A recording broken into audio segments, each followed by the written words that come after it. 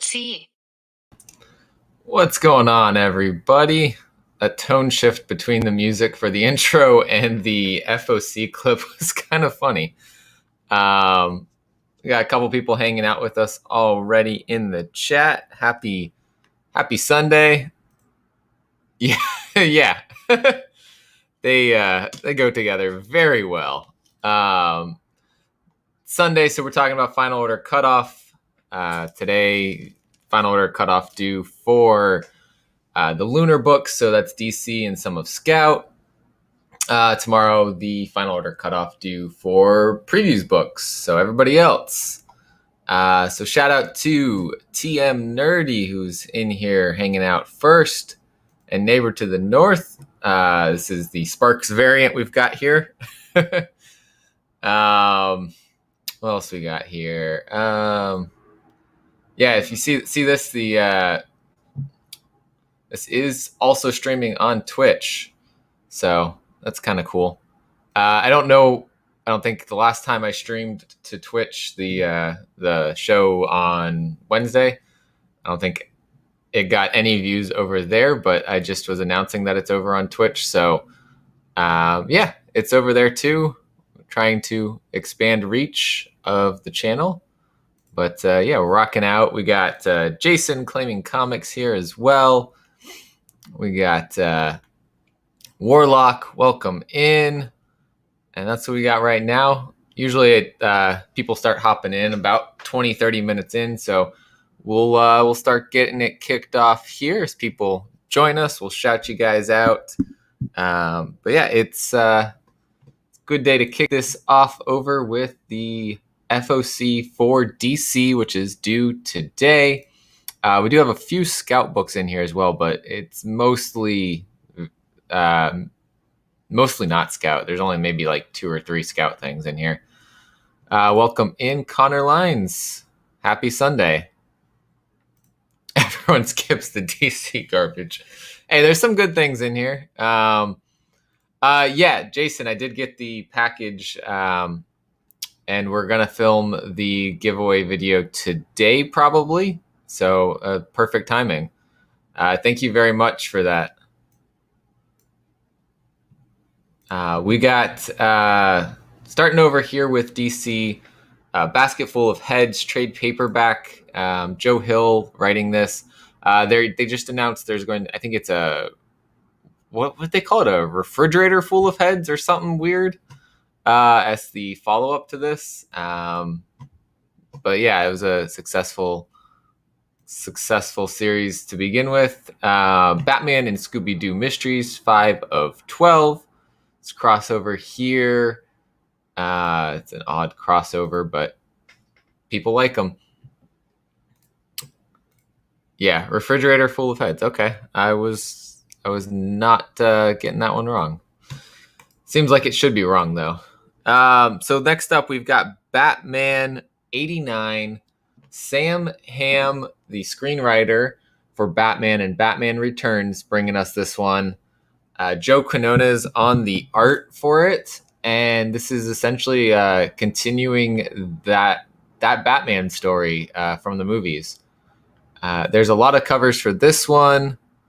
Look at this. Look at Aegis Tiger found that Twitch stream. Shout out to Eric, who he's got his own channel going on YouTube right now, so go check him out. It's Aegis Tiger's the channel name.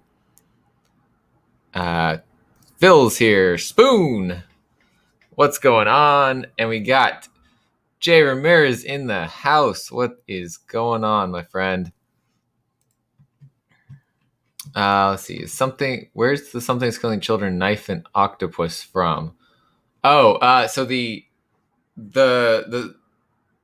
weapon is actually from I think it was from a Jason Halloween costume. So it works very well for Something's Killing the Children as well. The octopus is from, there's a Facebook group, and somebody in that Facebook group was making them. And that's where that's from. Nowhere officially, like there's no official merchandise Although I did see on tinyonionstudios.com, they are selling some pins for Something's Killing the Children. They got, I think the octopus was one of them. Yeah, bringing those Twitch emojis in. I like it. And since you probably can't see this comics, I haven't figured out. There's a way that I've seen. I think Aftershock does this on their streams, that you can get a bot that like will automatically put comments from one stream into the other. So I got to figure out how to do that so that everyone watching can, join in. Also here we got cover B by Jerry Ordway. It's a cardstock variant with Two-Face on the cover there. We have a 1 in 25 Joe Quinones design cardstock variant. We got multiple of the characters here in that design cover. We also have a Torrin Clark and Ken Taylor cardstock variant that is one of the team cover variants, meaning the shop has to order 250 of this book in order to order this book, and then it's open order after that.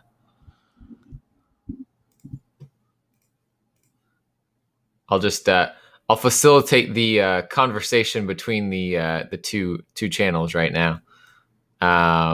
Team Nerdy is really enjoying Scooby-Doo Batman. Awesome. So also, I think no, that was the last cover for that one. We got Batman Arkham Asylum, the deluxe edition hardcover here by Grant Morrison. So those of you that have been wanting to read some of Grant Morrison's Batman writing, here you go. Here's a deluxe hardcover edition for that. We also have Batman Black and White getting a hardcover here as well. Of course, this having multiple different artists and writers writing the story. But Batman Catwoman is about halfway done here with 6 of 12. Tom King writing this, Clayman on the art. And that looks like, is that... yeah, it's Phantasm there.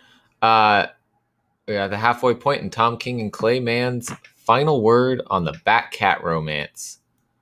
So, those of you that have been wanting this one, I know, I don't know if he's in here or not, but Traveling Root Beer, really enjoying this one, or was really trying to get it because of Phantasm. There's several covers here, 3 covers for this issue. All great art. Travis Charest on that cover, and cover B by Jim Lee and Scott Williams. Batman hardcover volume 4, The Cowardly Lot. This one collecting the recent several issues from Batman since the kickoff of Infinite Frontiers. Batman The Long Halloween Deluxe Edition hardcover. So far, DC is just Batman. That's it. That's all we got this week. Batman the World hardcover, some more Batman. Batwoman omnibus. We're switching it up. We got Batwoman here. And then we get Challenge of the Super Sons issue number 5. Peter Tomasi on the writing, Max Rayner and Evan Stanley on the art, with this awesome cover by Simone DeMeo. I love his art. Hey, welcome in, Louis Logix. Thanks, man. I appreciate that. We really wanted to do something really cool for the rebrand. And yeah, Damien did an awesome job on creating that logo for us. Battering to the butt. Oh, man. Yeah, so moving on, we've got a Jamal Campbell cardstock variant here as well for Challenge of the Super Sons. Looks like we got Aquaman or Kraken involved. The Guardian of the Deep finds himself in the clutches of a gigantic underwater baddie, courtesy of the deadly Doom Scroll prophecy. The Super Sons stand ready to assist. Yeah, Vandal Savage, Felix Faust. I think this is one that every week I've talked about it. Copy 801 has been saying this is a great one to read. Just phenomenal read there. And then we got a Daphne Byrne trade paperback from Joe Hill Hill House Comics says looks like unsettling blood-soaked tale from writer Laura Marks and artist Kelly Jones collects the full 6-issue miniseries from DC's smash hit Hill House Comics library, curated by Joe Hill, along with commentary and extras. Cool. Let's see what else we got going on in the chat. Yeah. Thanks, Eric. There's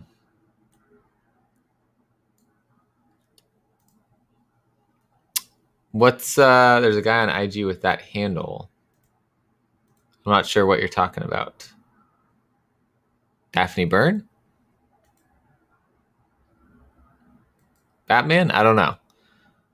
Or is it battering to the butt? I don't know. We shall see what Sith says there. Detective Comics 1041, which that's insane that they've been going that long. Oh, okay, battering to the butt. I like it. But yeah, it's still going. Dan Mora on the cover art. Interior art by Dan Mora and Derek Robertson. What a team there. Derek Robertson doing, I think, the backup story here, The Road to Task Force Z, which Matthew Rosenberg is writing. So this is going to take us towards that Task Force Z comic that's coming out, I think, in October. Perfect timing with Halloween coming out. We got zombies coming into the DC universe. And the cover B here, wow, that's a cool cover by Lee Bermejo.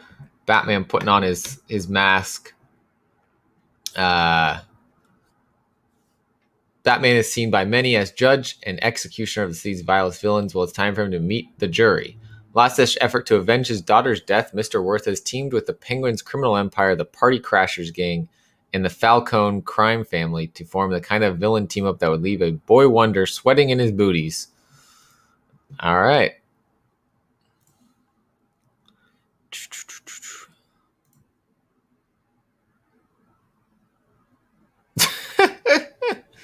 Well, there we go. Hey, at least he started doing some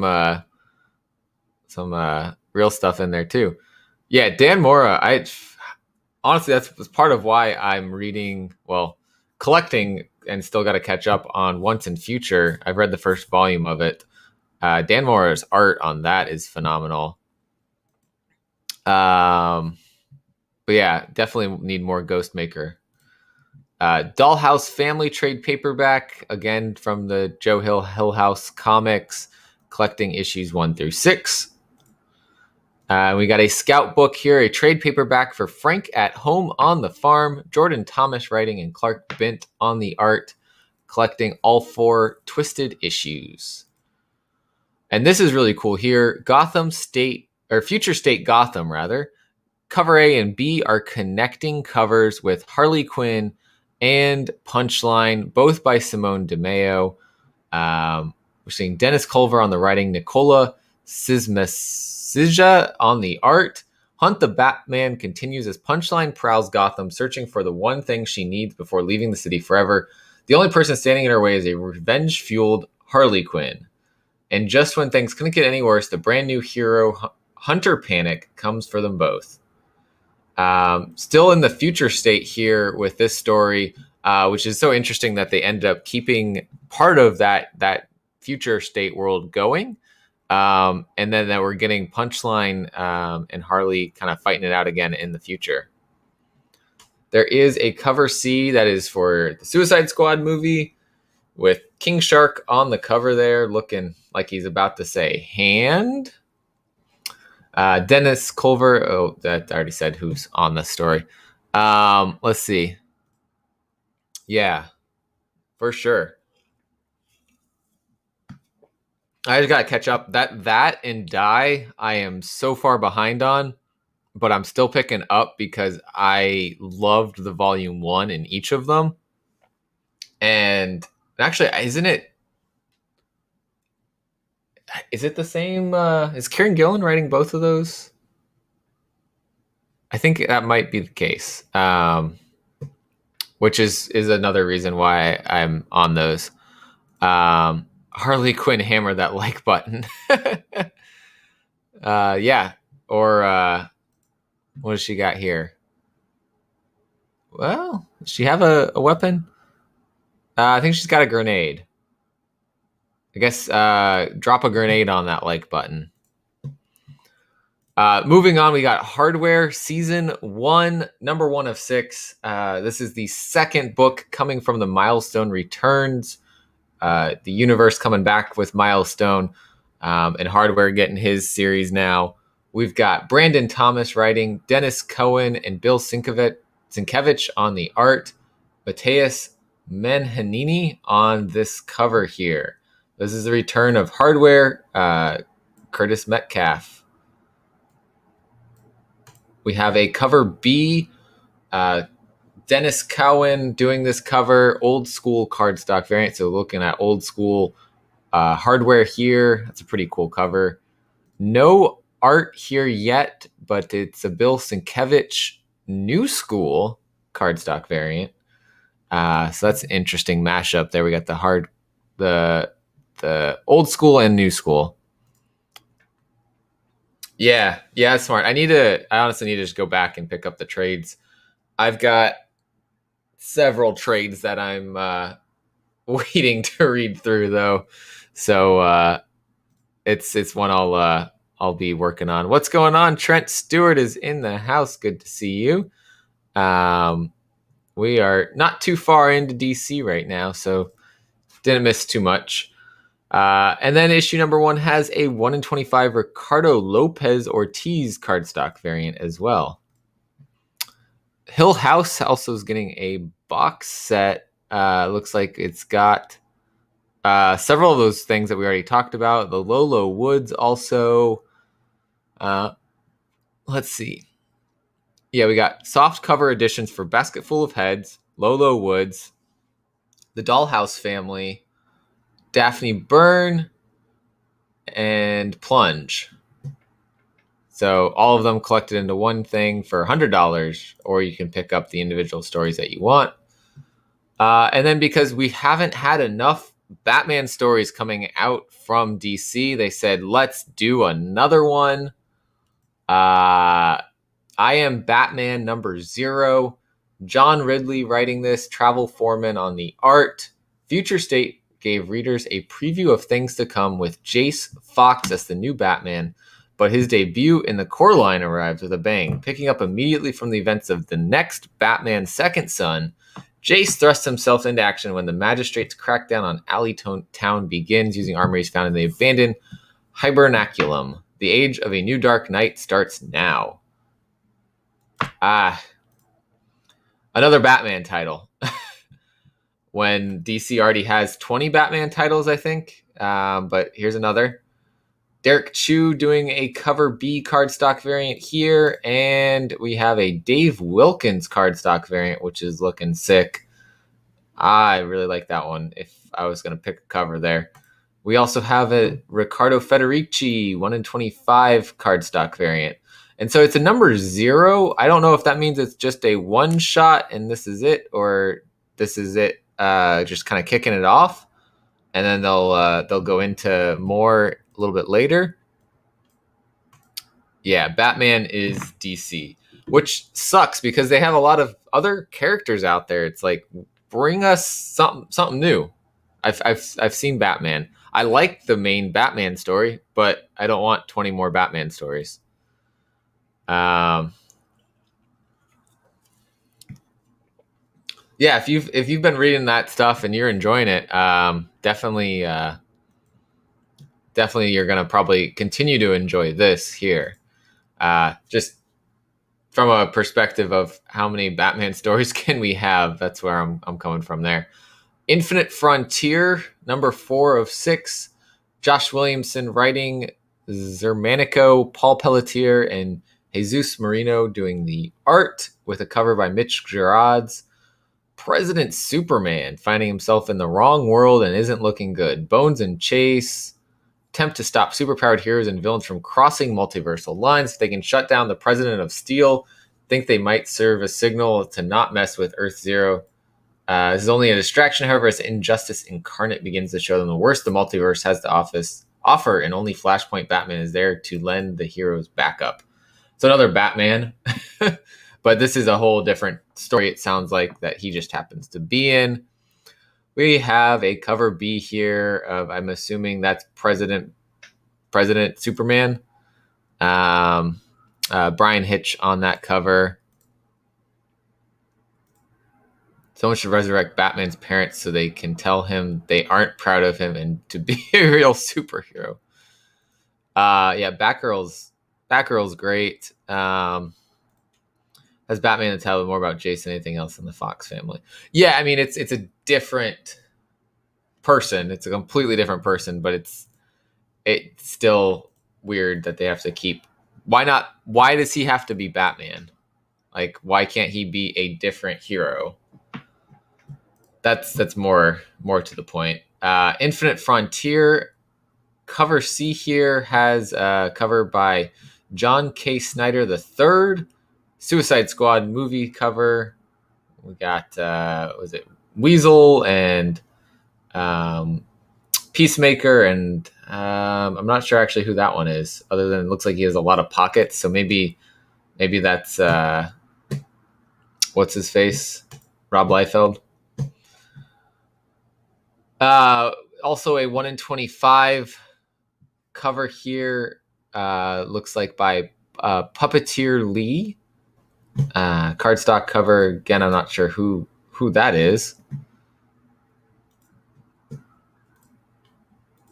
Yeah, I think it would come across better as a whole new hero, and give him his own thing.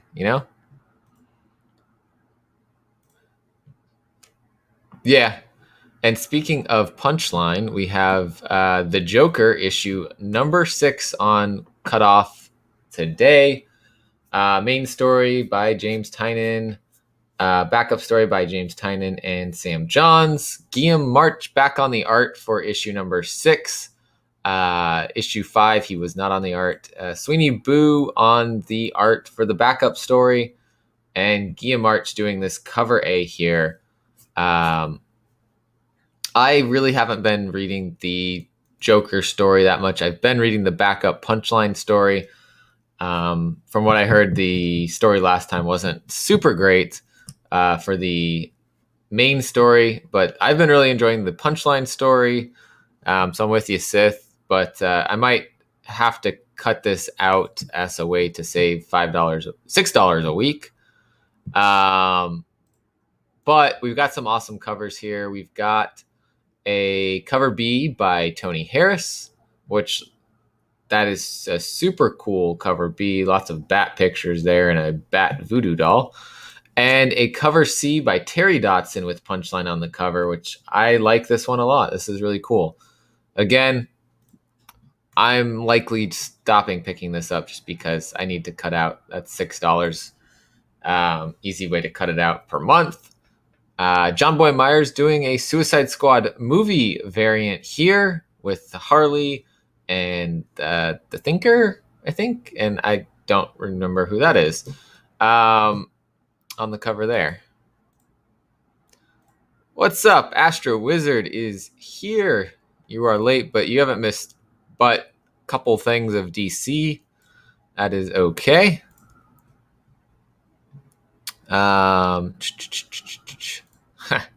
Adds timestamps where the beanbags are mentioned. Early on, Eric was on the show last night, so there were beanbags mentioned early. We also have a 1 in 25 for Ricardo Federici cover here for Joker number 6. And Justice League number 64 is getting a second printing. It looks like we have something being introduced here. The United, all-new all-star group of alien warriors, represents all voices in the newly formed United Planets, a galactic Justice League. The first legion of superheroes, sort of. The United comes to the new Justice League for help because the biggest threat to the universe is on the loose and all the roads lead to Superman. Also, there's been a backup Justice League Dark story by Ram V. So if you're a Ram V fan, check out that backup story there. And Justice League Dark is getting a omnibus hardcover here, $150 retail price, but it has everything from the New 52 Justice League Dark Stories. So this is a great way to collect them all, and tie-in issues, anything related to it is all being collected in here. Brand new introduction by the writer who started it all, Peter Milligan, but this has story by Jeff DeMatteis, Jeff Lemire, Ray Fox, Peter Milligan, and others.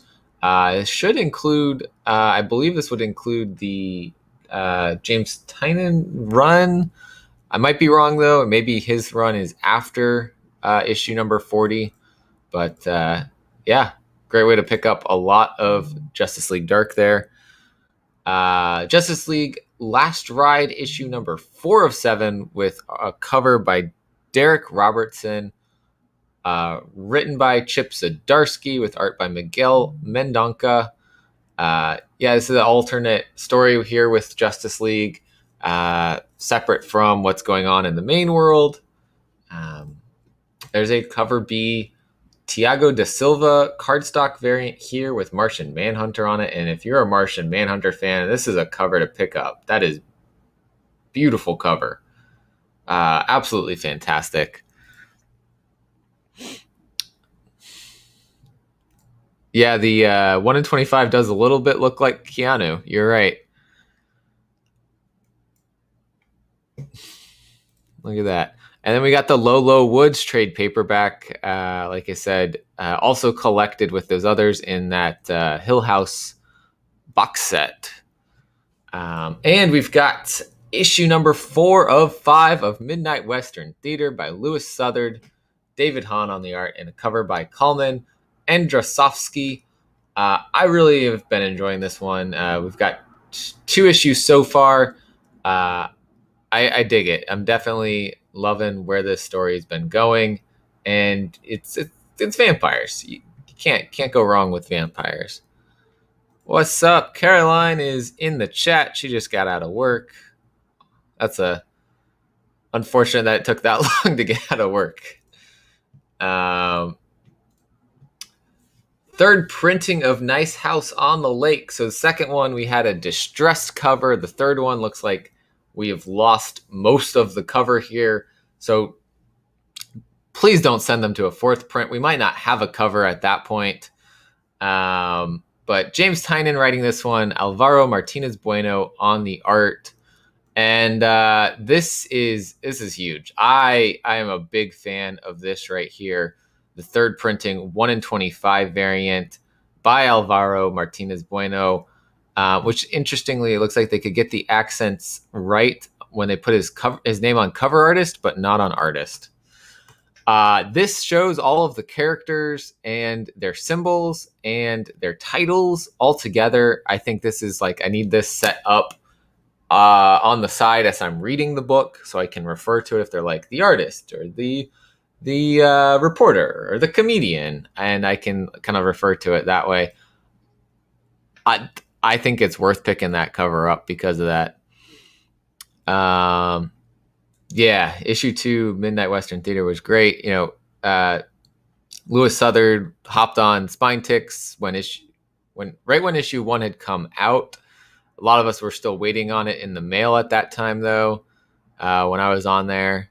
But yeah, once I got to read it, it was awesome. Issue 2 was awesome.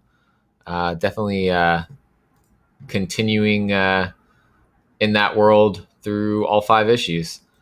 We also have a story about Pennyworth. Spanning the years between the hit TV show and today, Pennyworth tells the continuing adventures of Alfred Pennyworth as an MI6 counterintelligence agent, this time in Cold War era Russia, Soviet Russia. When Alfred and his partner receive intelligence that nuclear weapons are being manufactured in the Arctic Circle, they're off to infiltrate the remote military base to learn more. This is interesting. Still Bat universe, of course, what we got going on here.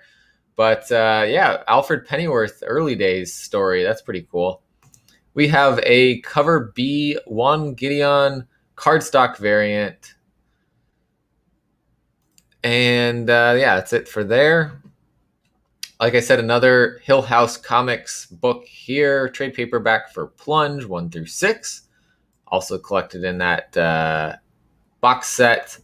And then one of the few from Scout this week, Redshift, issue number 2, H.S. Talk, writing Brent David McKee on the art, and Amanke Nahuelpan on the cover here. I really enjoyed issue number 1. We got this human colony on Mars, and they're looking to go from Mars to somewhere else in the galaxy to find somewhere for humanity to live. It sounds like something is either already happened or about to happen to Earth, and that they need to really find an alternate location that they can terraform and live on. And there's some definite other things going on that they're hinting at, but I don't know if any of those were right.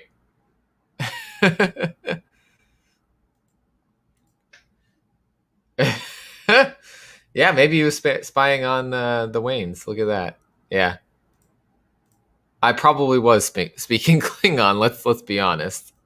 But yeah, I liked issue 1. I'm going to give this, give it another issue. See, it's a 6-issue miniseries from Scout, so definitely worth checking out. Saga of the Swamp Thing also is getting a box set. This one by Alan Moore, with art by several people: Steve Bissett, John Totalben, and others. All 6 volumes of Saga of the Swamp Thing by Alan Moore. And we've got a Scoot book, the Scout Young Readers All Ages imprint, Frontiers. That looks like Soulstream a little bit from one of their other comics. The premiere issue of our All Ages magazine. Each Scoot Frontiers is designed to be a standalone, supersized spectacular, highlighting Scoot favorites in comic book stories and prose. Plus, there are activities pages, puzzles, games, coloring pages, and more. Misfits, Clubhouse, and Super Cats make their first Scout appearances. Adventures of Byron, which has come out. Soulstream, which has come out. Cat Dad and Supermom.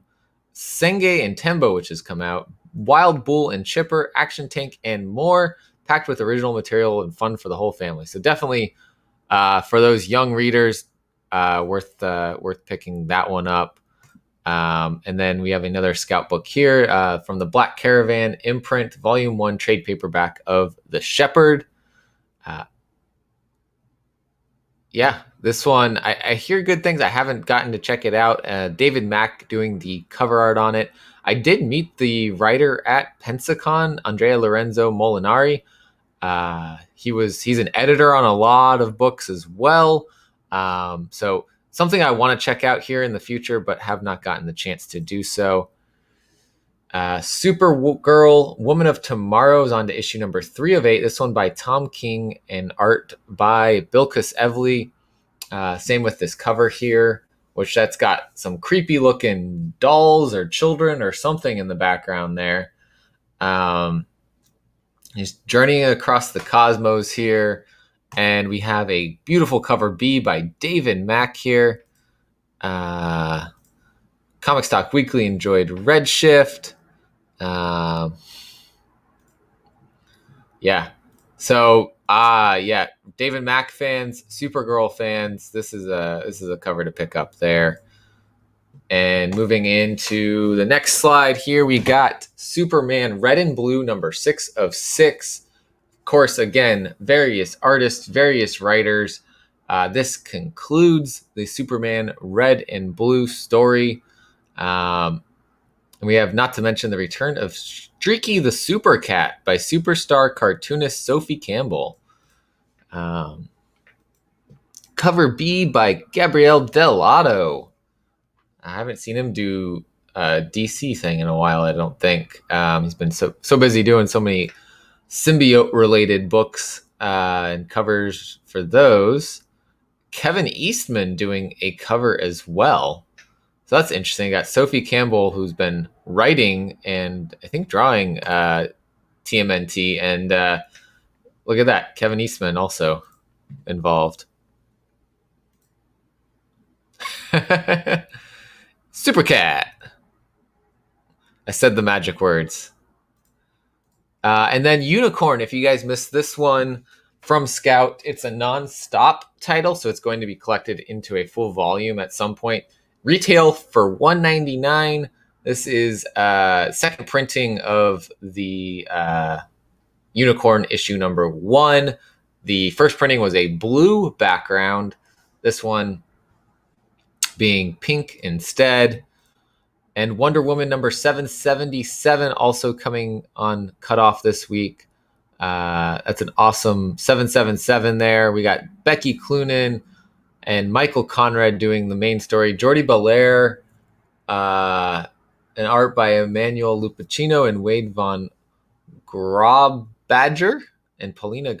Yeah, we got a whole crew of people here, including people doing the Adventures of Young Diana backup story here. But yeah, issue 777 of Wonder Woman. That's an awesome milestone there. Cover B by Sebastian Fiumara on the cardstock for cover B. And lastly, a Will Mare Suicide Squad movie cardstock variant here. So that is everything DC. Like I said, FOC cutoff today. Couple Scout things in in there as well. So be on the lookout for those. Those sometimes slide under the radar, but mostly DC and Lunar this week. And as always, their release date being on Tuesday. So that's coming up in a couple days, and that cover is amazing. So we'll move on into previews, starting out with Image Comics here.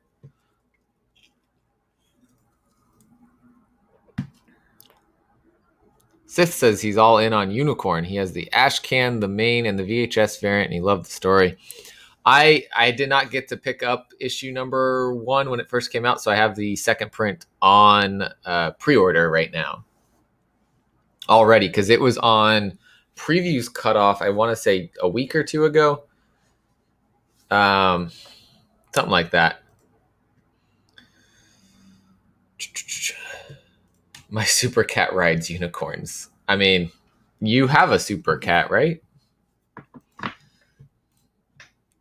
So starting out from Image, A Man Among Ye, issue number 6. Stephanie Phillips and Josh George on this. This is the, I think, second book back to this title.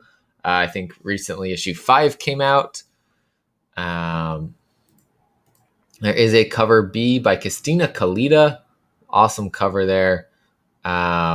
But yeah, here's a pirate story for you guys.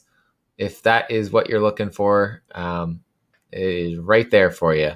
I don't think these are supposed to be here because that says that's an Izzy's Comics exclusive, and that says it's a Royal Collectibles exclusive. So I'm going to ignore those. But Bitter Root, issue number 15 on Cutoff this week. David Walker and Chuck Brown writing this with Sanford Green doing the art.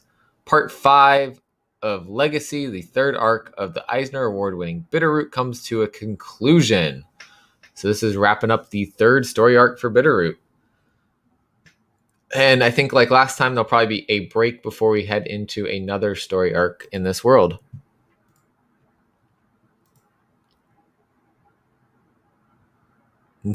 He drinks Super Cat coffee. Scoot just put out another VHS variant this week. Don't recall the title. Probably Claire and the Dragons or something like that. That would be the one that came out recently.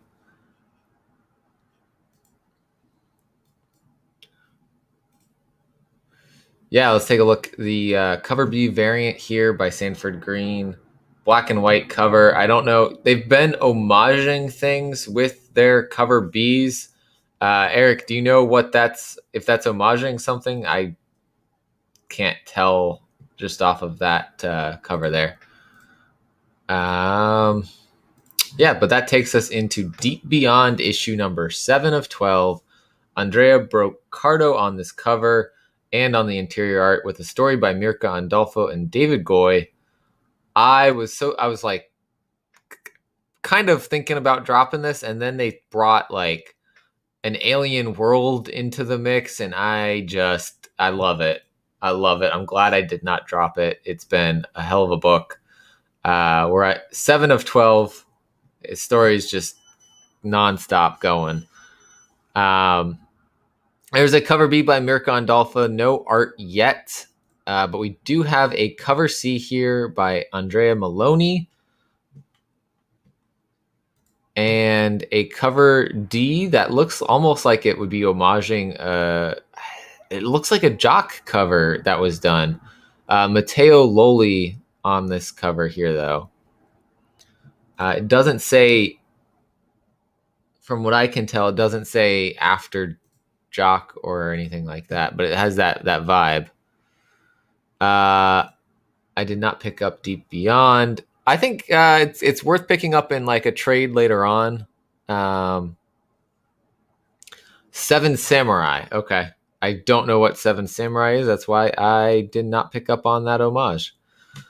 I think Deep Beyond is good at this point, though. 7 of 12 issues in. It might be worth waiting till the end and picking up the trade. Or there should be a trade for Volume 1 already out. Check it out. It was kind of billed originally, I felt like, as underwater deep sea horror, but it became less horror for me and more sci-fi adventure kind of thing. But yeah, so Seven Samurai by Akira Kurosawa. Yep, just saying the same thing there. Nice. Let's see what else we got here. We got Lazarus Risen, issue number 6 from Greg Rucka and Michael Lark. Fracture 2, Part 2. So I'm assuming this must come back at issue number 5. I don't know much about this story. All new fiction by Alex Segura. Artifacts from the firm of Trotman and Howe. An all new entry into the world of Lazarus. Tools of War by RPG designer Crystal Fraser, and more. But I've never looked at the Lazarus books. I think there was a original Lazarus story that before Lazarus Risen, but have not gotten to check those out. Similarities in Seven Samurai to Magnificent Seven, one of the best westerns of all time. Okay, nice. We have a trade paperback here. This is going to get us a little bit before Halloween, but it looks like a Halloween-themed thing here. Old Head trade paperback. Kyle Stark's writing and drawing this one. Space Jam meets Fright Night. In this hilarious action horror as a former basketball star returns home to bury his mother, only to learn of her mysterious past, his destiny, and to find himself embroiled in a decades-long feud with actual Dracula. This definitely has a almost like a newspaper cartoons feel and style to it. Interesting. All right.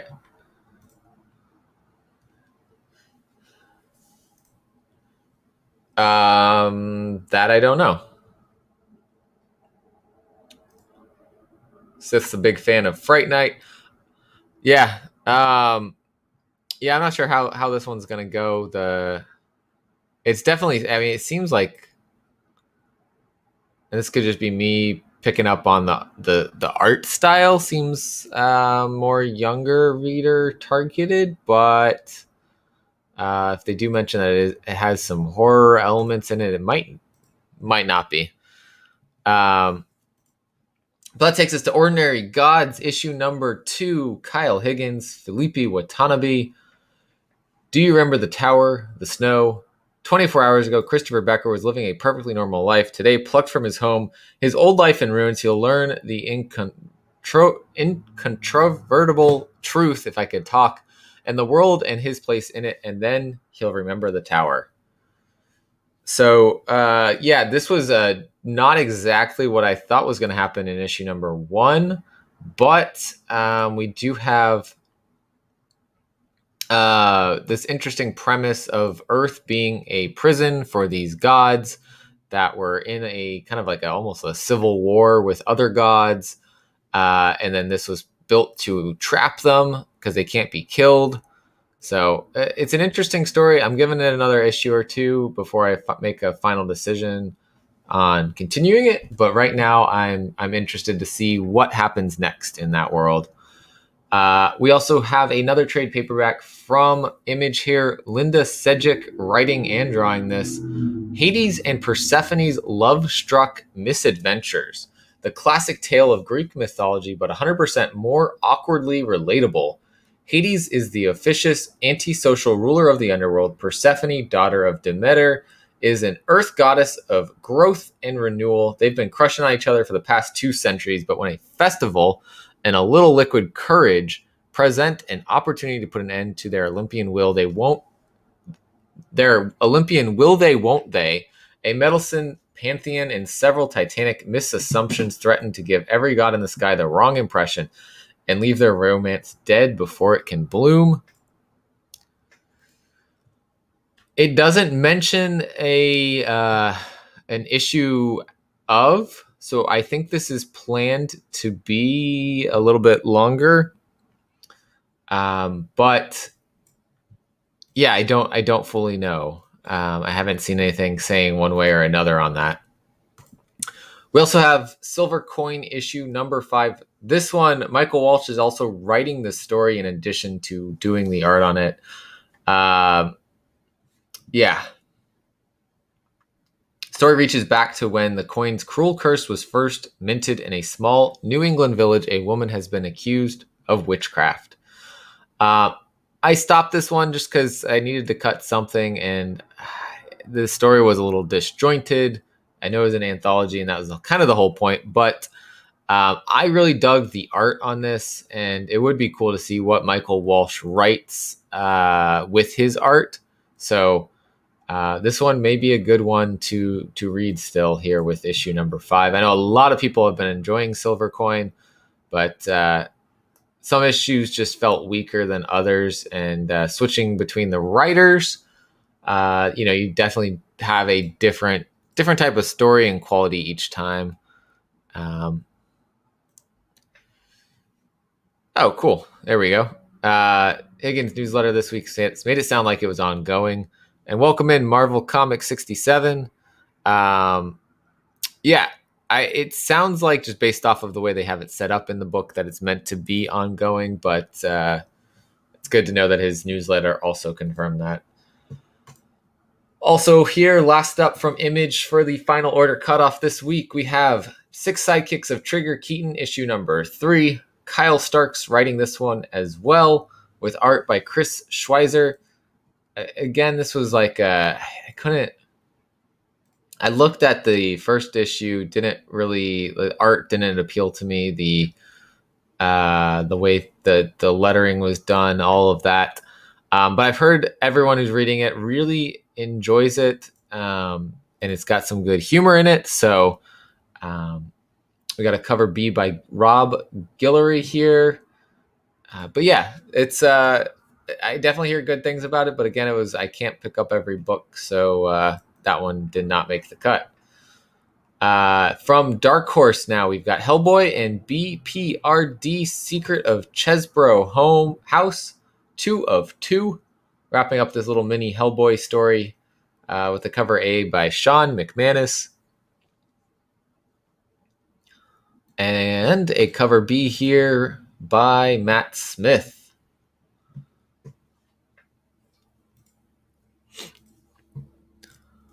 Yeah, Sith also dropped 6 sidekicks.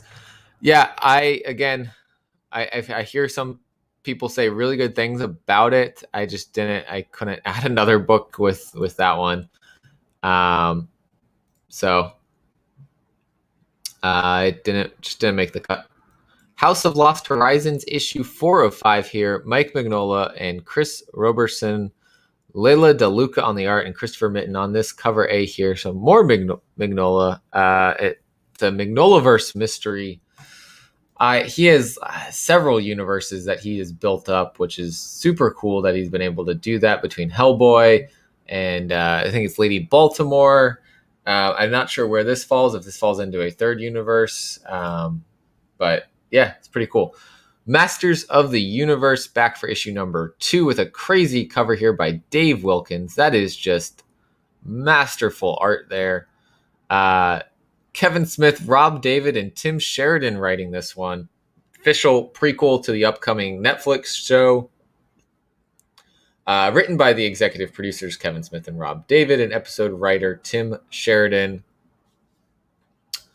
All of you fans of Masters of the Universe and He-Man, this is definitely the book to be picking up. Bill Sienkiewicz on this cover B. I'm definitely going to be checking out the show when it comes out, but I did not pick up that book just because I really haven't gotten to check out much of Masters of the Universe before. Secret Land, issue number 3 of 4, Christopher Emgard and Tomas Era on this story about Nazis and an Antarctic base. I know Sith is loving this one, and is something I might have to check out in a trade paperback later on because I do hear some really good things about it. But again, there's a lot of good books out, and I could not get that one. It's a prequel to it, so that'll be I guess I'll be interesting to see if it does lend anything to when you start watching the show. If there's things that happen in there that you can pick up on because you read the comic. Fan of Kevin Smith, but not of Tim. Well, it sounds like he'll be writing episodes for the show, so be on the lookout there. Yeah, that's the Sith book right there, Secret Land. Moving on, we've got trade paperback volume 11 of Space Boy. And we have a Black Hammer story here, The Unbelievable Unteens, written by Jeff Lemire and Tyler Crook. From the world of Eisner-winning Black Hammer saga, or Hammer series rather, comes this meta-team superhero saga taking place between two different worlds. Exciting reimagination of the Eisner Award-winning Black Hammer series. There is a cover B here that almost looks like, well, maybe it's not a connecting variant. It just looks like it could be. But yeah, cover B by John McCrae. And that wraps up our our Dark Horse books there. Other D. Let's see. Take care, Travis. Have a good Sunday. IDW, we've got Canto 3 Lionhearted, issue number 2 of 6. David Boer, Drew Zucker. Canto's a book that I need to read the trade paperbacks, but I hear nothing but amazing things from this series and David Boer writing this. We've got cover B 1-in-10 ratio here by Mateus Santaluoco. That might be it. Let's see if there's a 1-in-25, but no, just a cover B 1-in-10. G.I. Joe issue 285 here. Andrew Griffith on the art, Larry Hama on the writing. Explosive finale to Murder by Assassination here with part 5 of that storyline. There are often multiple covers, like always with IDW. There's a cover B by Freddie Williams II, and a probably 1-in-10 here by Julie Anderson. Let's see, anything else? Nope. My Little Pony, Friendship is Magic, has hit issue 101 now. Jeremy Whitley, Tony Cusisto, and Andy Price doing the cover here.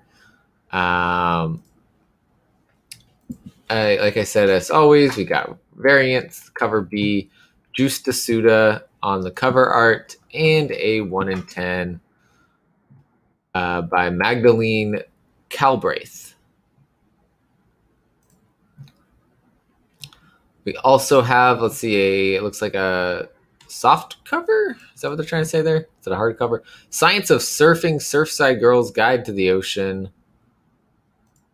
And Star Wars High Republic Adventures Monster Temple Peak number 1 of 4. Kevin Scott writing this with Rachel Stott doing the art.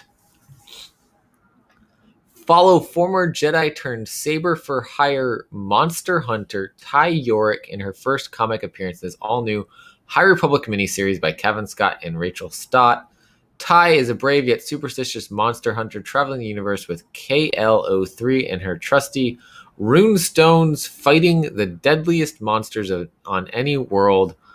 After dealing with an escaped Druin being transported to the Republic Fair, Ty heads to Lorith, where local pioneers have asked her with taking on the fearsome Gretalax that terrorizes them. She takes the mission but can't shake the feeling that something is amiss with the Force. So we're expanding into the High Republic world even more so here with this story. I should look because there's probably a 1 in 10 variant for this. There's not a 1 in 10 variant showing up. So maybe for the first time ever, IDW did not do that. Interesting. All right. So we'll move into Marvel, where we have America Chavez, Made in the USA, 5 of 5 here. Wrapping up this mini-series. I have really enjoyed all of the issues here. Sarah Pacelli doing the cover art. Kalinda Vasquez still writing. Carlos Gomez on the art on the interiors. She fought for her past. She chose to discover the truth, and now with a new mission before her, America Chavez's life will never be the same. This cover B here by Natasha Bustos is pretty cool with Hawkeye on the cover with her. And I don't think there's a ratio on these. There's not one showing up immediately. There's a new story here that again looks like a story being sold for toys, but people who are into the kind of this more, I almost want to say Japanese style storytelling here. Avengers Tech On is a Sentai inspired action adventure series produced in partnership with Bandai Namco of Japan. When the Red Skull wields a strange new power that strips heroes of their powers and threatens the entire world, the Avengers turn to Tony Stark's experimental new technology to save us all. Here comes the Iron Avengers Tech On. So I'm really not sure how this is any different than the last story of the Avengers getting Iron Man suits, but more mechs and mayhem. Jim Zub writing, Chamba on the art, Echi Shimizu on this cover. We have a cover B by Chamba. The idea sounds really interesting with Red Skull taking away powers. We have a cover C by Peach Momoko here, which looks like a Captain America mech. But again, I'm not sure how this is different than the Mech Strike one, or why they didn't make it kind of like a continuation of that story. Here is the toy that we were getting, toy variant picture cover here. And then Black Cat Annual number 1 is getting a second printing. We do not know what the art will be yet, but it says cover by Swang Han Yoon. So that is not the interior artist, at least not listed interior artist. So hopefully would not be a interior panel. But it looks like Trent saying definitely picking up Tech On. I think you were reading Mech Strike as well, Trent, right? So you kind of like that, the mech kind of story that they've got going on there. We have also coming up Captain Marvel number 31, Kelly Thompson, Takesha Miyazawa on the interior art, and Marco Cicchetto doing this cover here. Vacation, all I ever wanted. Carol and Rhodey have rekindled their relationship and their vacation plans just in time to get a stress call from her half-sister, L'Oreal. So I've been on and off the Captain Marvel series. So I haven't been reading it recently, but I've heard the recent storylines have been pretty interesting and good. I probably am going to pick this up because this is an awesome Miss Marvel cover here by In-Hook Lee. I really enjoyed that, so I might check out this story by getting that cover there. What else we got going on in the chat? Comic Deal is in the house. What is going on, my friend? And we've got actual Dracula in the house. What is going on? Sith is back on the Marvel train after going to Avengers Campus and rekindled his Marvel love there. I feel like DC wants in on the tokusatsu style mech kaiju Sentai inspired comics are doing well. Anything Toku or Toku inspired, I'll give a shot. Nice. Okay, cool. See, that makes sense to me. For me, those aren't things that I'm looking for in comics, and so I'm not going to read those. But that is a definite reason to pick those up because that is perfectly fit in that style right there. Yeah, Caroline already got this on pre-order. This cover here. I'm just gonna go do this right now. I'm gonna get it from Aegis.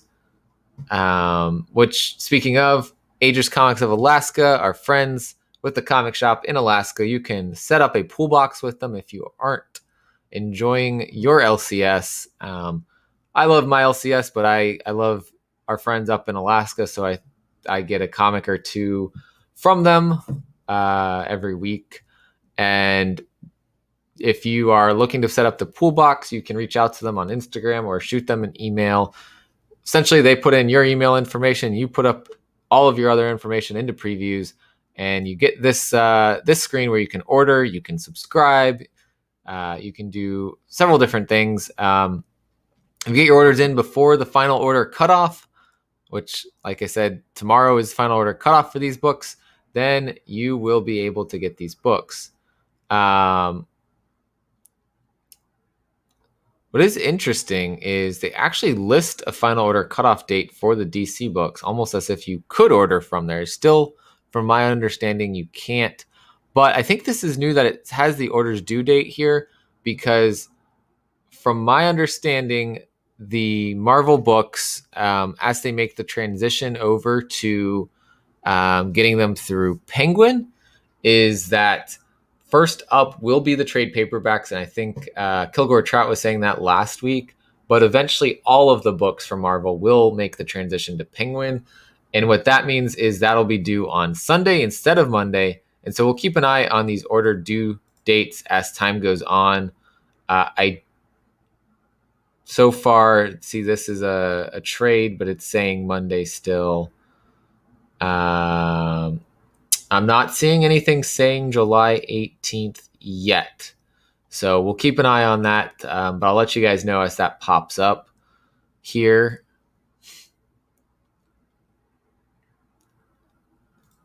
The world is ready for a modern comic version of Samurai Pizza Cats. That sounds fun.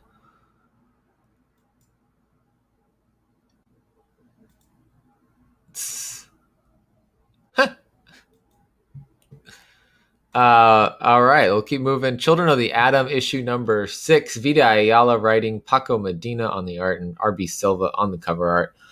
Nobody likes goodbyes. The Hellfire Gala is here, aka the most important party of the year. The truth finally comes out for the Coda kids, plus a heartbreaking goodbye, maybe forever.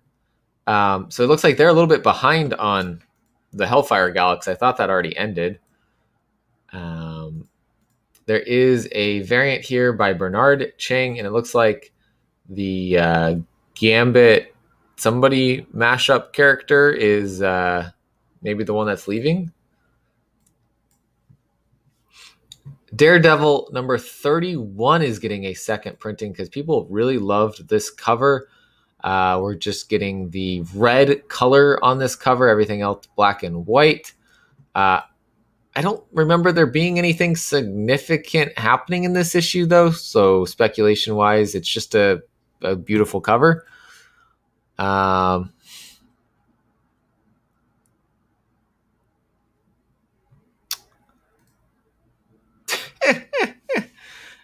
I didn't even notice that you changed it. I see that though. Yeah. It is, I mean, neighbor, you know. So there we go. Got our resident X-Men expert here dropping that knowledge. She's a real mutant and the rest of the children of the Atom are not. Interesting. All right. Daredevil number 33 with a brilliant cover by Marco Cicchetto. And Marco Cicchetto back on the interior art too, which is good. I think he was off of it for a little bit. Lockdown continues. Elektra faces her greatest challenge as Daredevil yet, a serial killer on the loose in Manhattan, killing innocent people.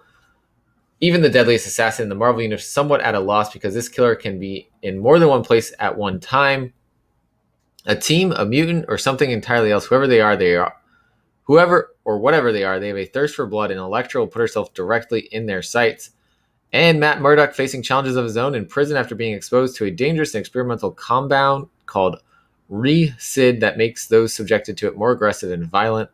Whatever happens, one thing is certain, Daredevil isn't getting time off for good behavior. So yeah, this is, one of those things where people are like, oh, Elektra's not going to be Daredevil for a while. She is. She's still Daredevil. We're 8 issues out from that, which is like 8 months away from that. People thought 1 month she'd be back to being herself.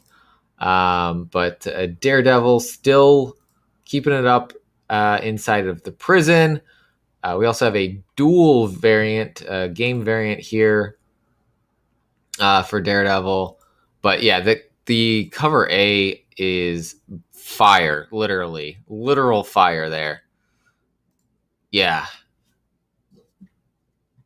I love this cover here. Marco Cicchetto's covers have been phenomenal for Daredevil.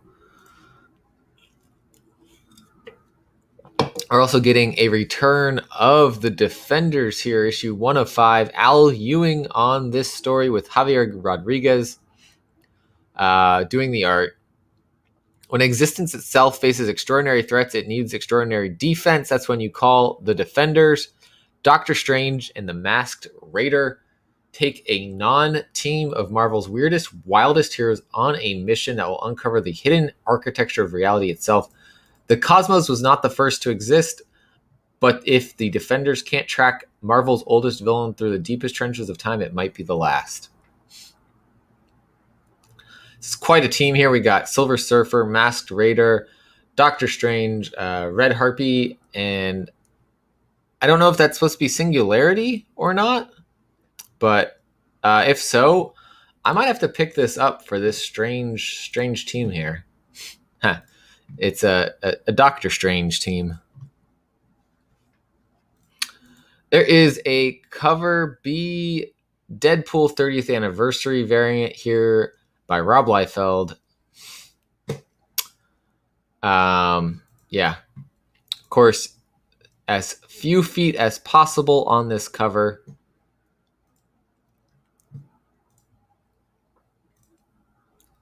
Yeah. I think it might be worth just checking out that just for seeing what's going on with that team there.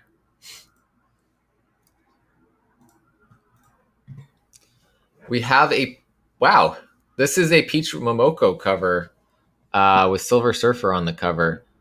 Yeah, that is different from her style that we've been seeing. I kind of like that.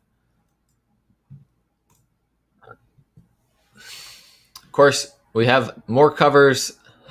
Carlos Pacheco cover here. And a Ron Lim variant as well. With the whole team there. Or non-team, right? Let's see.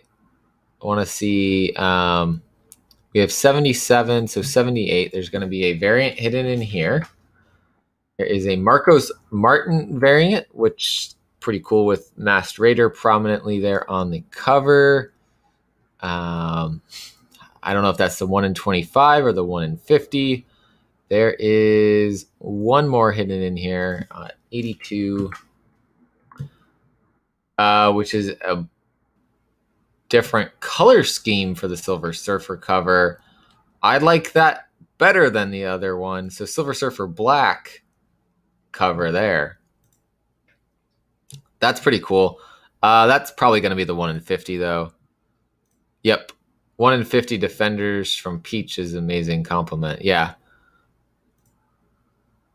Oh, welcome. Sheena is in the house. Welcome in.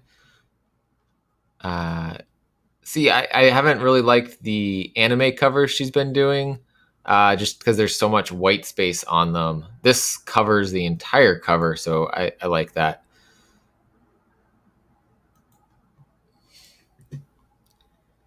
Yeah, and then Fantastic Four Life Story issue number 3 of 6. Mark Russell writing, Sean Izakse on the art, and Daniel Kuna doing this cover here. Same vein of the Spider-Man Life Story. This time we're in the 80s. And let's see if there's probably an 80s style variant here.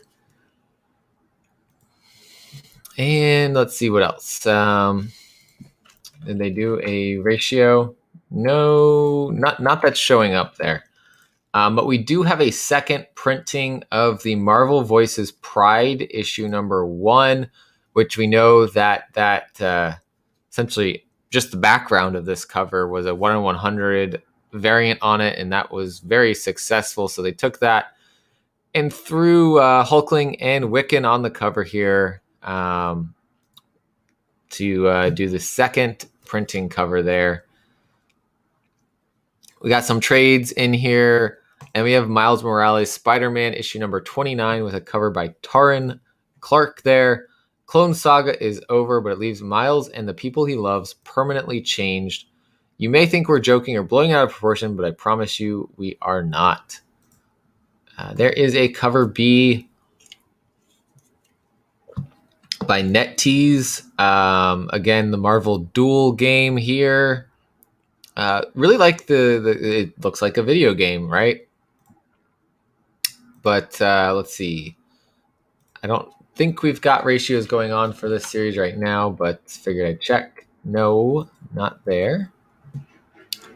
There's a volume 5 trade paperback for the Clone Saga right there.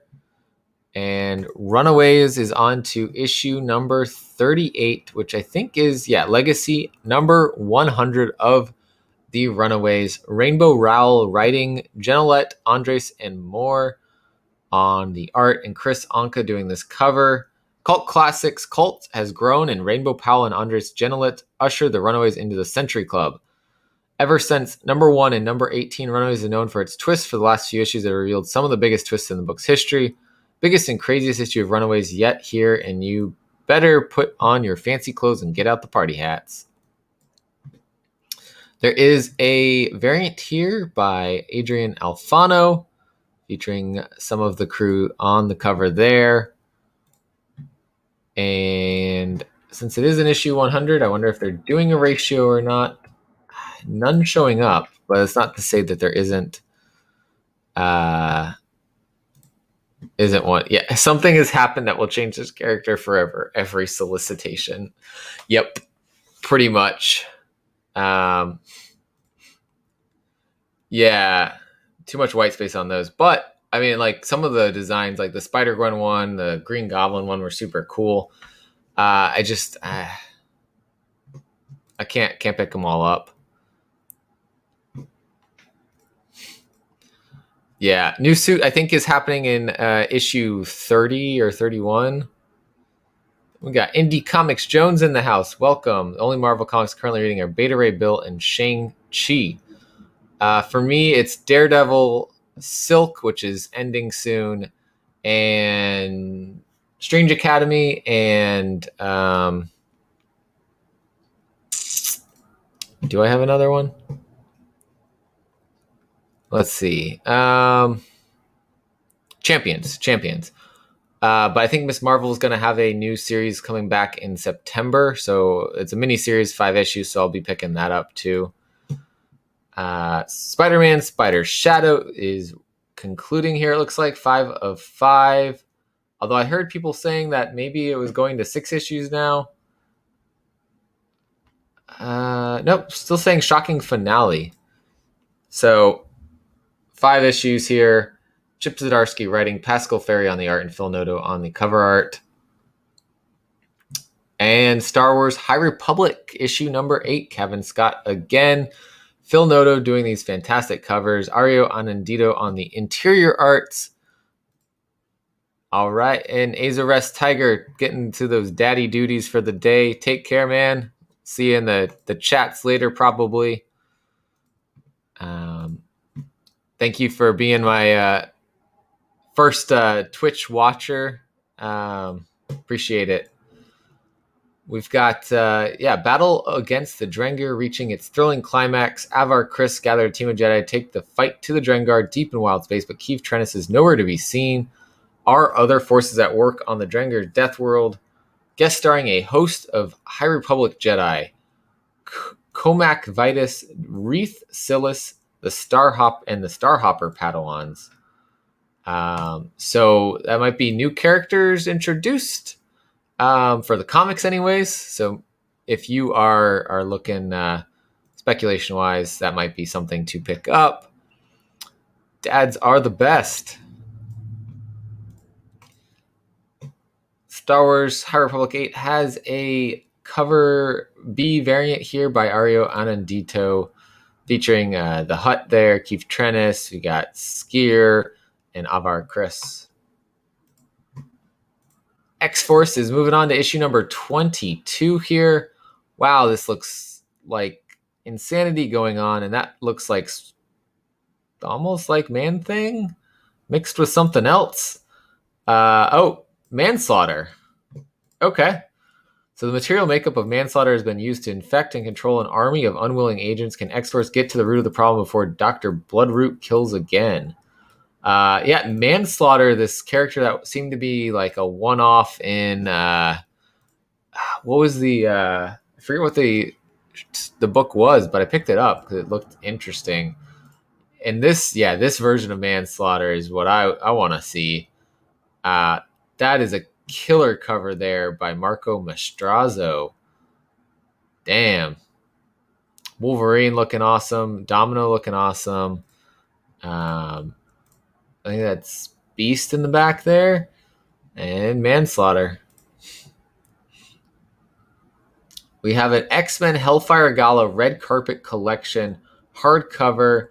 There is a variant here, no image yet, but Laraz doing the main cover there. And X-Men Legends moving on to issue number 6. Peter David writing, Todd Knock doing the art. Wolfsbane Unleashed in this one, set during Peter David's original X Factor run.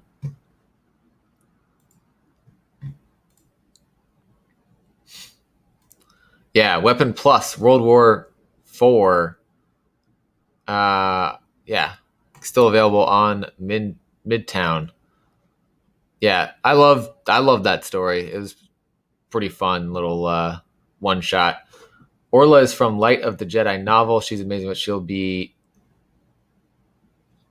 8 in the issue coming out this week. Oh, she'll be in the issue coming out this week. Okay.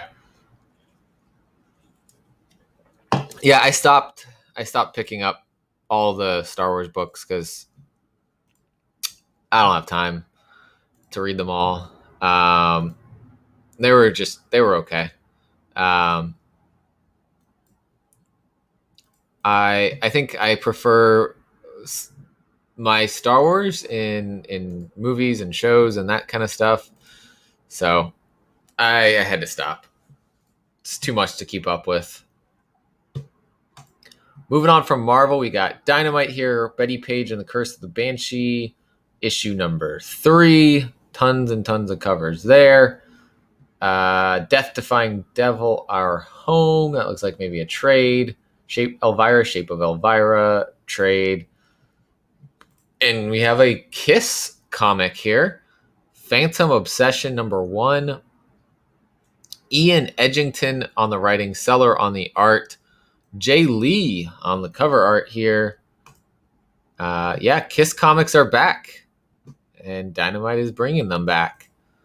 Lots of different covers here. We got a Tim Seeley cover C. She looks like she's a robot. We got a photo cover here with Kiss on it. A blank cover, a virgin cover, another virgin cover set there. And then we move into Red Sonja, Black, White, and Red issue number 2. Yeah, is that David Nakayama? David Nakayama doing a cover. And lastly, Vampirella, Dark Powers number 3, but this looks like the CGC orderable books there. So, new Sith Lord in the upcoming book too for High Republic. Greatest no talent band of all time, Kiss, Sexbot. What's up? Soul Twice is in the house. Welcome in. And Tom is also here. Howdy, howdy. And that takes us to Boom Studios, where Dark Blood number 1 is already getting a second printing, and it hasn't even come out yet. Comes out this week. I don't know what the cover art's going to be. They don't have it shown here. I want to say Boom might have posted it on Instagram, though. And LaToya Morgan is writing this. Walt Barna on the art, and Paris Alien on this second printing cover, apparently. But a new series from Boom that looks like it's going to be a good one. Eat the Rich, issue number 1 of 5. Sarah Gailey writing this, Pius Bach on the art, and Kevin Tong on the cover art. What unspeakable horror eats away at the heart of Crestfall Bluffs? With law school and her whole life ahead of her, Joey plans to summer with her boyfriend Astor in his seemingly perfect hometown of Crestfall Bluffs. It's a chance to finally meet Astor's family and childhood friends while enjoying a vacation with every need attended to by servants, but beneath the affluent perfection lies a dark, deadly rot. Will Joey discover the truth before it's too late? And if she does, can she survive to tell the tale? The bold, horrifying psychological thriller from Hugo Award-winning author Sarah Gailey with artist Pius Bach, perfect for fans of Stillwater and Nailbiter. And here's a look at some of the interior art on this one. I'm very intrigued what's going to happen in this one. The cover B by Becca Carey here is pretty cool. I'm digging that.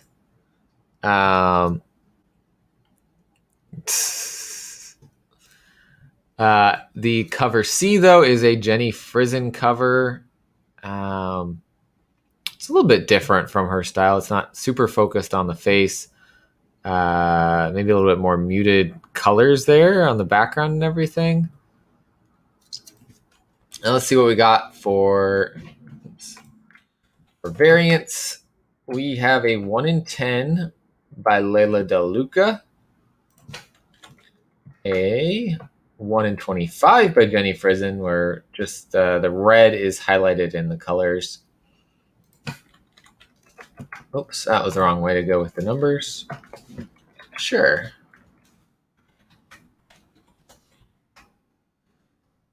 There is a 1 in 50 foil Frison cover. And an unlockable variant, which is just a version of cover A. If I'm going to... I don't even know if I'm going to get the Jenny Frison cover on this. I might just get cover A.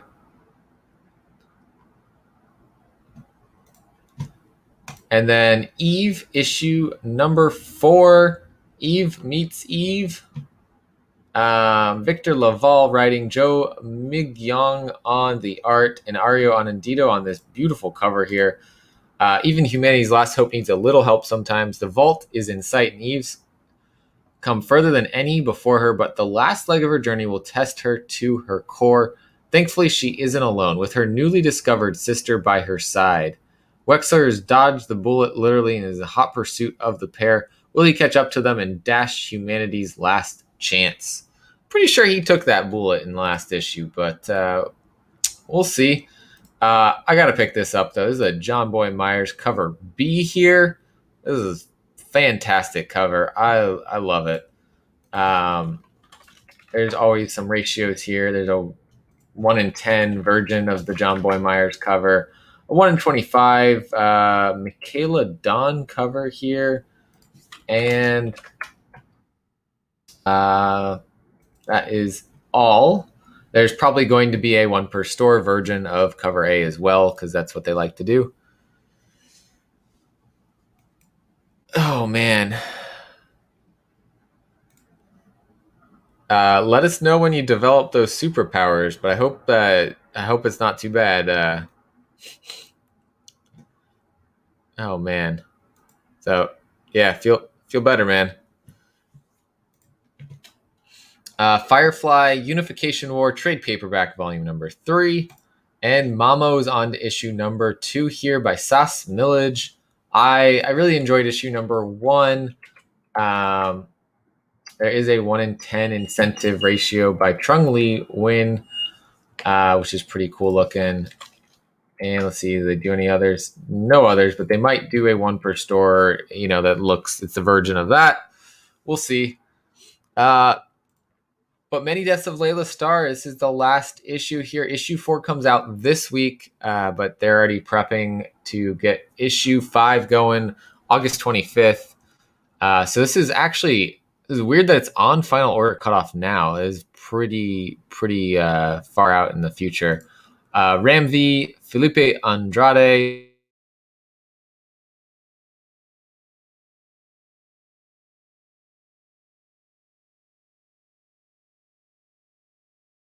death of someone close to her. I'm not going to say more in case it spoils anything.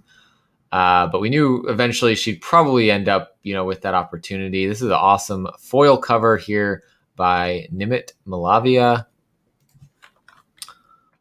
And there is a 1 in 25 by Martin Simmons. Martin Simmons bringing that awesome art as always, with an unlockable from Martin Simmons as well. So that'll be the virgin cover of it. Got the ability to sleep for a week. Ouch. The cover B here, the cover B for Eve is a John Boy Myers cover, and that's why I want to pick that one up, because that's awesome. His art on that is incredible. I'm glad he's getting these more of these cover opportunities outside of exclusives, and more of his art I'm seeing pop up. So that's really good. Moving into this last little bit here for Boom, we've got Mighty Morphin issue number 10. Ryan Parrott, Dan Mora, In-Huk Lee doing the cover A. And that takes us into the series of covers we got here. The Legacy Numbering variant by Eleonora Carlini here. There is a 1 in 10 version of the cover A here by In-Huk Lee. A 1 in 15 of the Carlini cover here, and a 1 in 25 by Ryan Gonzalez, meaning our 1 in 50 will be a version of the 1 in 25, or they'll throw off the formula. They got me again. 1 in 50 Dan Mora cover, which I don't know who any of these characters are on the cover here, but there is a FOC reveal variant as well, cover G, which is a virgin. I don't know if that means it's a ratio or you could order this straight up. Or maybe, hold on. Yeah, no, the 1 in 50 has all of that. So why would they do it like this? I don't know. They do a lot of weird FOC things.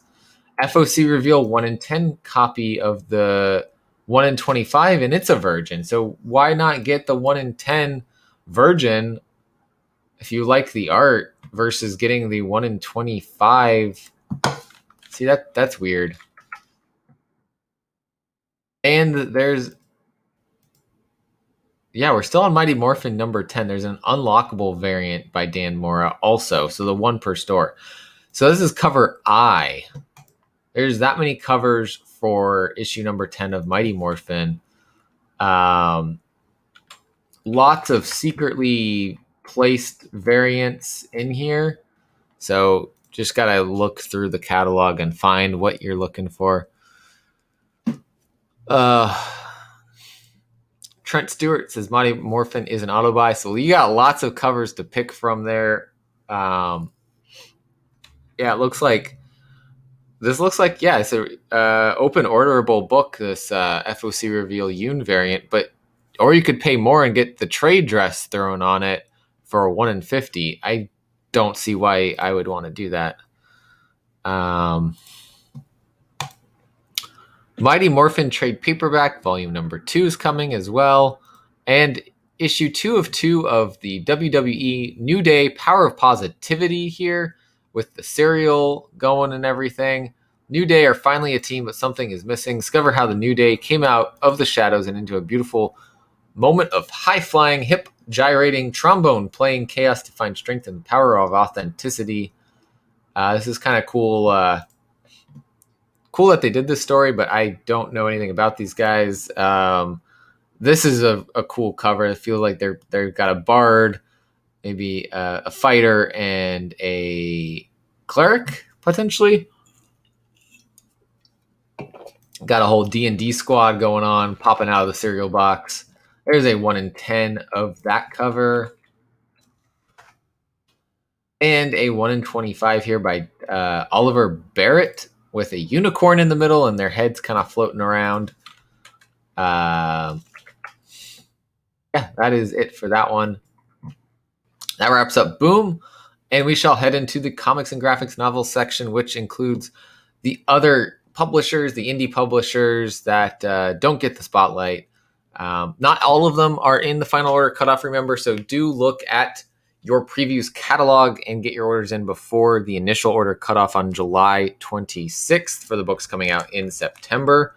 I'm trying to go through and hit up all of the main indie publishers that might not get that spotlight, but I haven't gotten through all of them. I got another video that'll come out tomorrow for Vault Comics, but they do end up on FOC, so just trying to hit up as many of those as possible.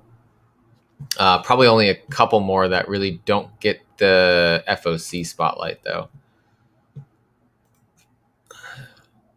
So let's look at this. We got Blade Runner Origins number 5 from Titan Comics.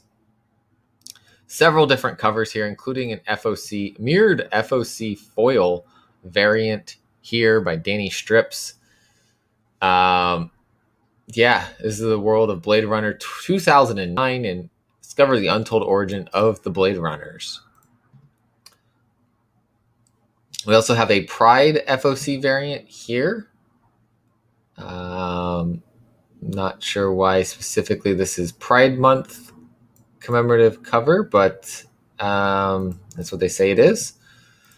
Bunny Mask issue number 3 on FOC this week from Aftershock Comics, Paul Tobin, Andrea Moody. Yeah, I've been enjoying this. I like the creepy vibe going on.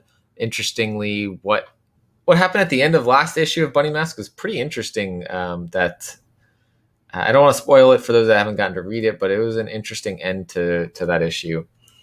A new one from Aftershock here that I'm looking forward to. James Patrick writing, Marco Locati on the art, and Fran Galan on the cover art. Campisi, the Dragon Incident. Sonny Campisi is a small-time fixer for the mob-controlled neighborhood of Green Village. If you don't pay your gambling debt, he'll come and collect.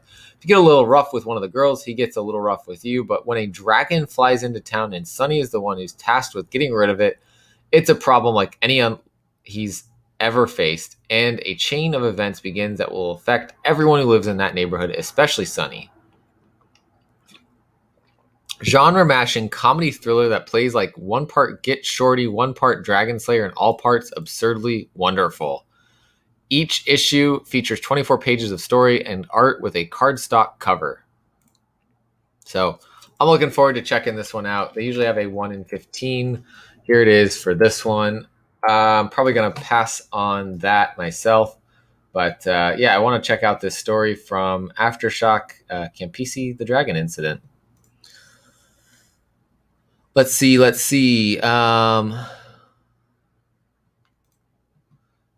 Random is Key TV. Welcome in. Source Point Press. I do look at in. I don't know if I've pulled up their books in. I don't think I've done their look through the previous catalog yet. They're one that I have to get to soon. I think them. And I want to go through Aftershock as well, probably before the 26th.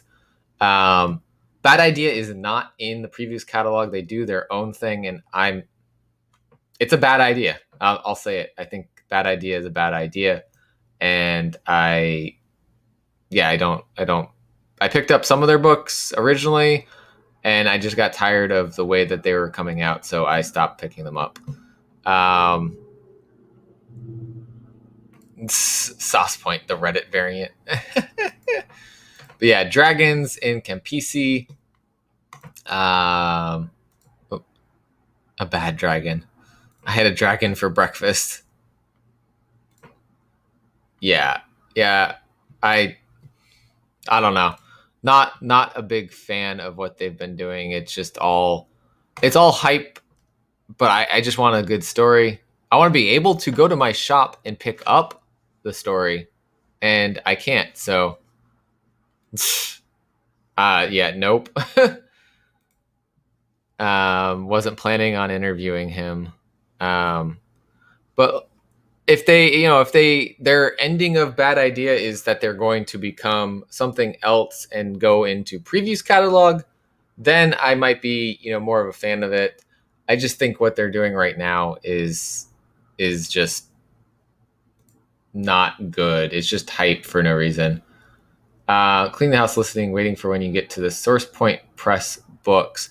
I don't think there are any in the FOC, if I'm not mistaken.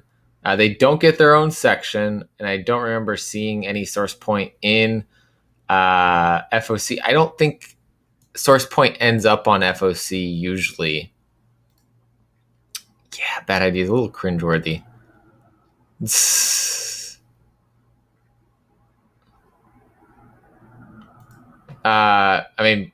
White was orderable through shops. What they did limiting it, I thought, was stupid. But there was a second print, which also was orderable through any shop, not limited to 200 shops or something. Trent saying Frank Gogol has a cool Source Point Press title coming. Unborn. It's in previews now. I have the Ashcan horror aliens in Ranger style gear. I'm all in. Yeah, the other thing, Source Point Press, just like Scout, does like subscription boxes that you can go and check out on their website, and that ends up getting you sometimes some ash cans and some other stuff. I'm not a fan of creating scarcity for price gouging, which is what happened with Bad Idea. That's what happened with White #1. My shop was telling me their reasoning originally behind why they limited the issues, and it made sense at the time that they made that decision. But when they saw the orders coming in, it no longer made sense, and they should have changed track at that point. The end of Bad Idea as we know it, because it didn't work and pissed a bunch of people off. Yep.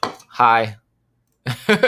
They moved to standard distribution methods. I'm cool with Bad Idea. Like, it's nothing, like, I think the creators that are a part of it have been great people to put on books. Matt Kint, Marguerite Bennett. I actually would have liked to read the lot, but I can't order a single book and pay shipping on that book every time it comes out. That's just not a sustainable thing to do.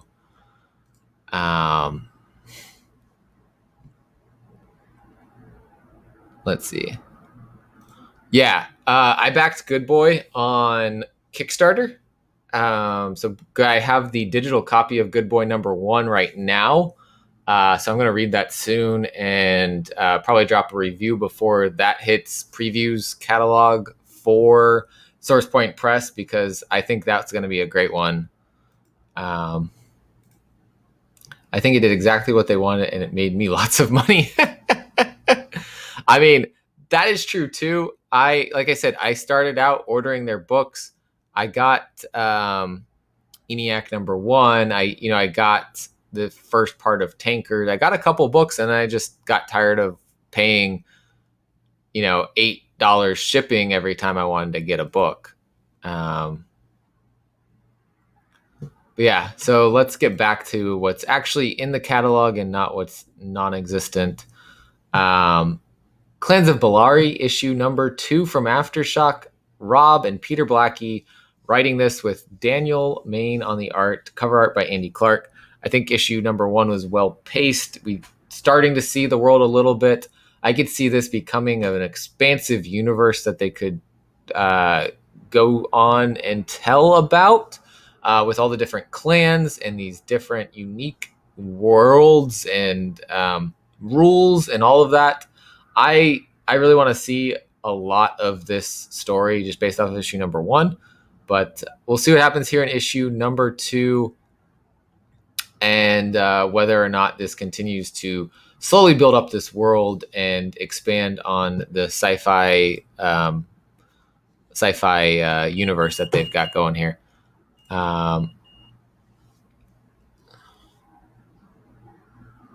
Yeah. Love the Bad Idea Stories artwork creators, but as far as management goes, yeah. Lucky to have a nearby shop. Yeah.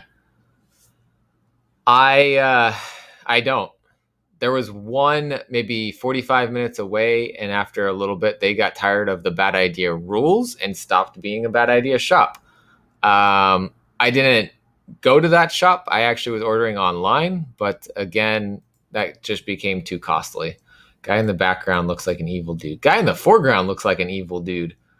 Unless you're talking about that guy right there, or that guy. I mean, they all look angry. That's what I see. Angry people.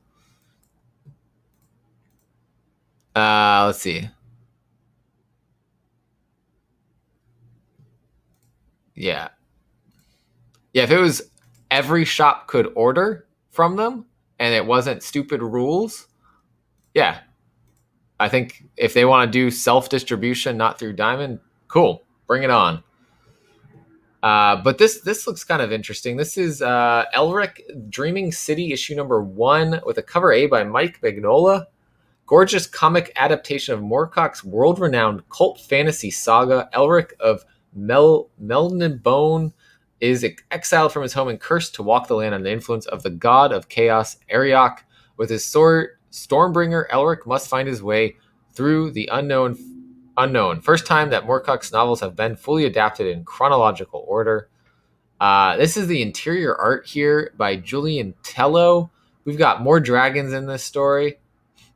I think I'm going to check out issue number 1 on this one. I don't know if I'm going to, add it to the pull list yet, but I definitely want to check it out. There are several covers, so you got your pick here of what you might want. There's an FOC variant on it. But yeah, that seems kind of interesting and worth checking out on that. And Fight Girls issue number 2 from AWA Upshot, issue number 2 of 5. Frank Cho writing and drawing this story. 10 women, 4 challenges, 1 crown. I didn't pick this one up. I've heard really great things about it, but again, there's so many books out there and you can't pick them all up. This one, though, I think, is going to be something really good. And Frank Cho always puts out quality work. So move on there. We have American Mythology Productions Hatchet Vengeance number 3. I just clicked on this. This is a random one, remarked edition. I don't know. Weird things you sometimes can order in previews catalog. Aftershock's got the Knock 'em Dead trade paperback in here by Elliot Rahal, Matea Monaco.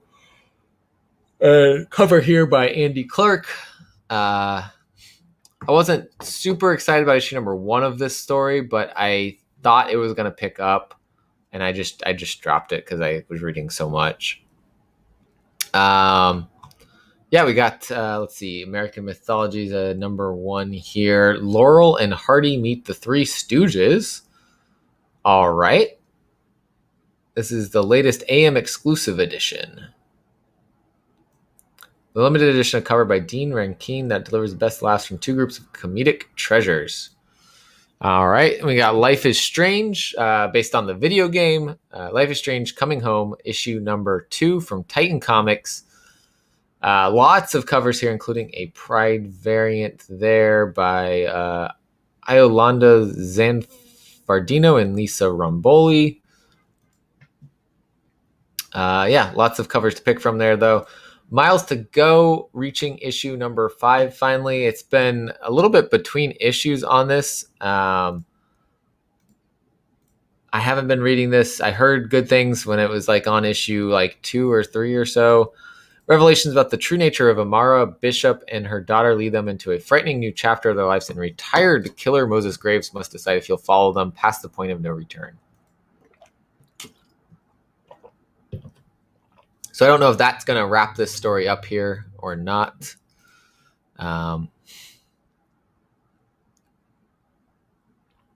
Let's see.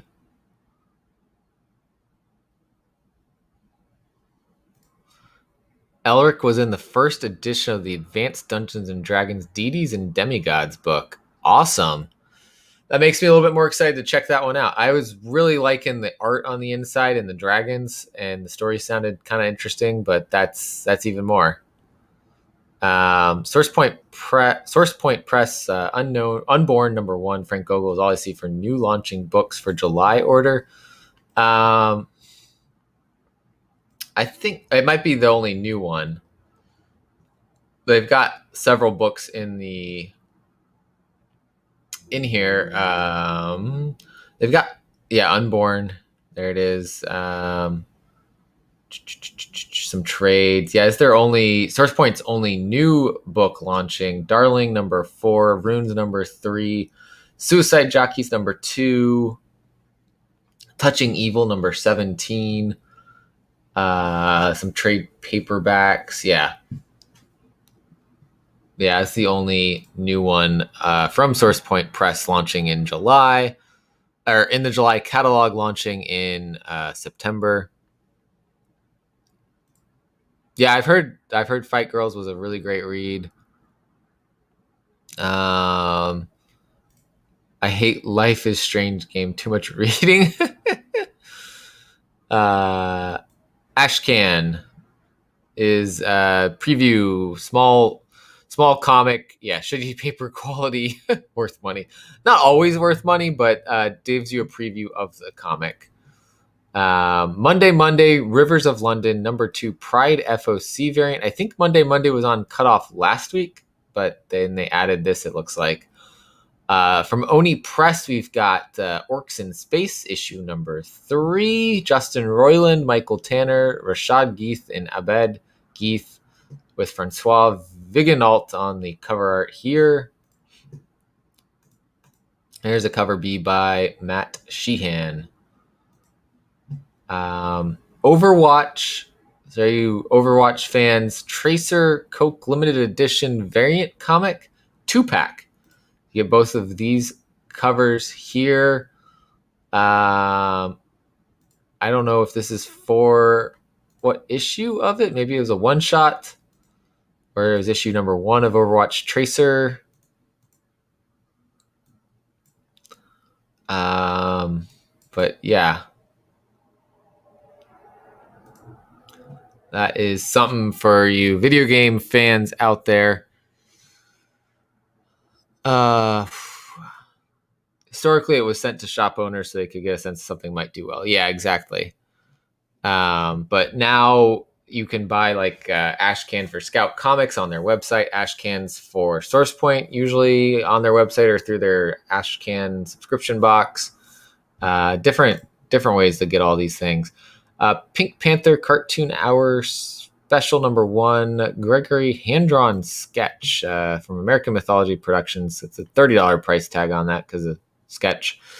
But for you manga fans or anime fans, we've got Space Pirate Captain Harlock issue number 3. Derek Chu on the main cover here. I am curious to know what the interior cover art looks like on this, because they never show it here on previews. The covers on these are all phenomenal and make me want to read this just because the covers look cool. But everything on here is just phenomenal covers for the series.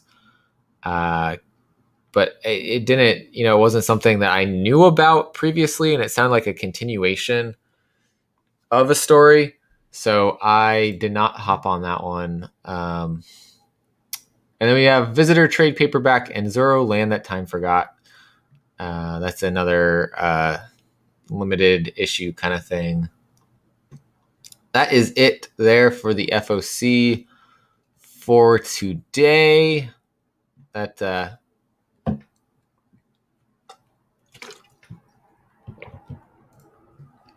takes us through everything through Diamond, through Lunar. Let's catch up with what you guys are saying here in the chat.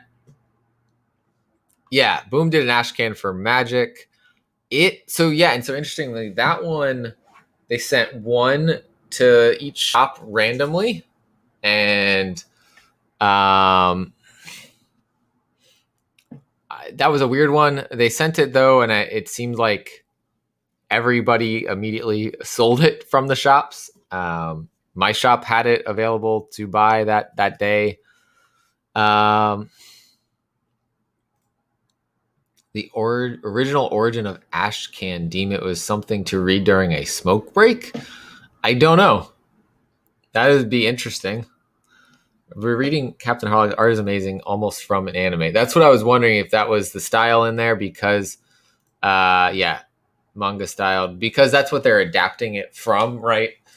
So, lots of cool things on FOC this week. Not a huge FOC week for indies, a little bit bigger for DC and Marvel this week. But that's it for today.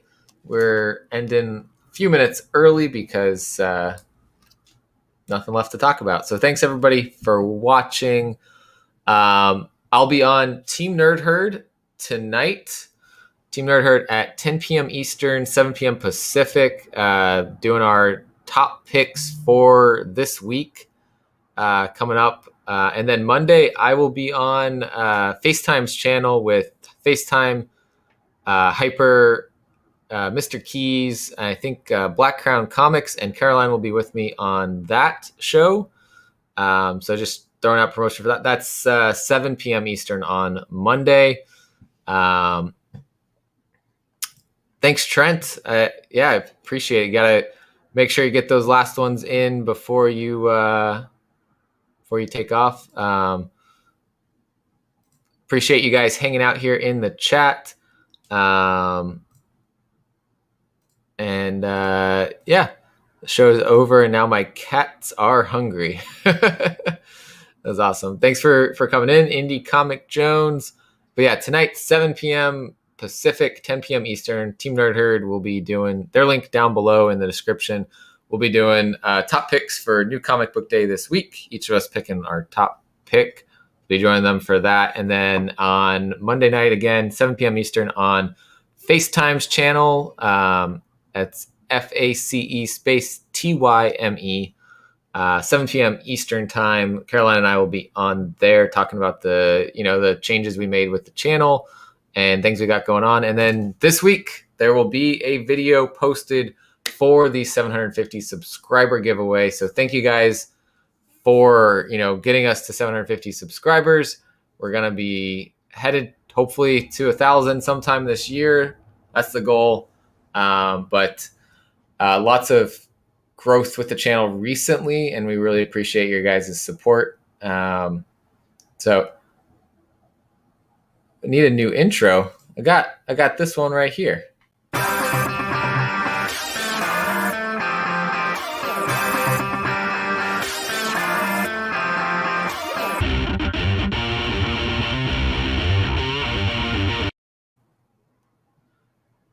Hey, and as we're wrapping up, friends at Page One Comics, shout out to them. They got a great comic, Dragon Rage.